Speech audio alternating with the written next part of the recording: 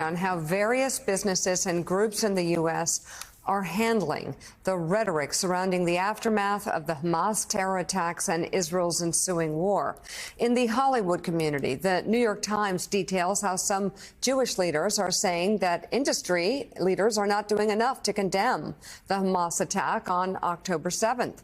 A senior rabbi in Los Angeles told the paper, quote, after October 7th, it wouldn't have been hard for people to put out statements that said under no circumstances is rape or murder or kidnapping of civilians acceptable. And we need to work toward a just future for Jews and Palestinians in Israel and Palestine. But that's not what happened, the rabbi said. And so as a result, a lot of people are shocked and afraid. This is a great example of how silence actually makes things worse in some ways, or saying the wrong thing, obviously. Joining us now, co-founder and CEO of All In Together, Lauren Leader. And Lauren, you're also the founder of Leader Shivet Advisors, which advises companies on communications as well as diversity, equity, and inclusion. It's actually a very timely topic for you because this is a minefield for companies. It's difficult, but I also want to ask why and what are you hearing? What are the questions they have for you? What is the advice you give to them? Yeah, so immediately after the October 7th attacks, hundreds of companies put out statements condemning the violence, condemning Hamas. Jeffrey Sonnenfeld, the professor at Yale, has been tracking it. He's got about 150 companies on the list, just as he did after the George Floyd attacks.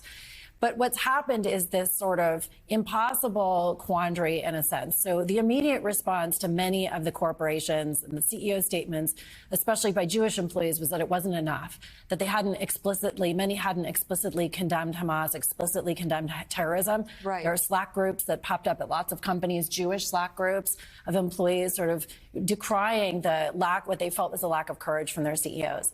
But what happened is that quickly afterwards, there was backlash from the other side.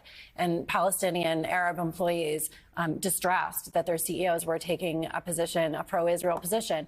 Starbucks, I mean, Andrew can talk about this, but Starbucks wound up suing a group of employees in their union for making essentially a pro-Palestine statement. So the biggest issue here is that companies for the last decade have been trying to navigate these big complicated issues, from abortion to race to now the war in Israel. And they're mostly really poorly equipped to do it. And they're sort of losing on all sides. It just seems to me that two things sometimes can be true at the same time. Go ahead, Elise. It's difficult to have nuance in a quick press release.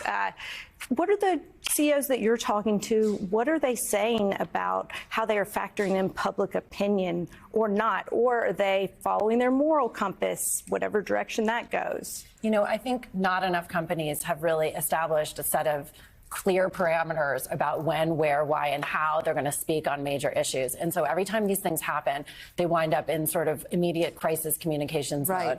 There's no question that it was imperative, especially for companies that have operations and employees in Israel, to speak out against the attacks of Hamas. And just on a human level, I mean, it's sort of inconceivable. And I think was very distressing, especially for American Jews, when the leaders of their own institutions refused to condemn the horrific attacks and, frankly, the continuing scourge of anti-Semitism. Yes. I think that's the right answer, just as President Biden did. But interestingly, CEOs are facing the same kind of backlash that President Biden did, which is that he came out in strong support of Israel. What happened? The Arab American community in places like Michigan and elsewhere threatened to no longer support him.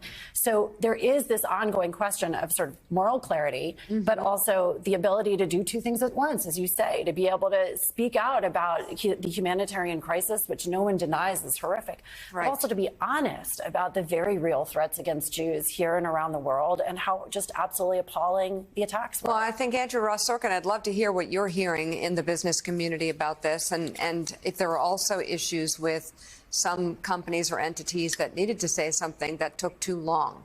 Well, you know, there were so many CEOs, I would say, during the Trump administration, and not to make this political, but during that period that spoke out on so many issues. And then there was what they thought of as a backlash. That backlash came, by the way, in large part because they looked at things that were happening in Florida, for example, with Governor DeSantis, and they saw it affecting their business. And so everybody has gone quiet. And I think that quiet is now what we're talking about. There are CEOs, you're right, in the midst of all of this that have come out with those statements that Jeff Sonnenfeld is keeping that tally on. But at the same time, you know, there have not been, anti-Semitism seminars that are taking place at corporations. We have that built into the curriculum, if you will, now. That's part of so many different DEI programs inside companies. But anti-Semitism is not part of that and has not been implemented in that kind of way.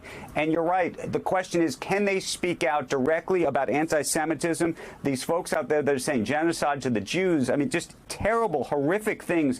Can you speak out about that, and yet at the same time, and this is the nuanced piece of it, can you have a nuanced conversation about the policy in Israel, how the approach is taken towards Palestine, and do people see those things with any distinction or clarity? And that I think is what has made this so very difficult for the CEO community.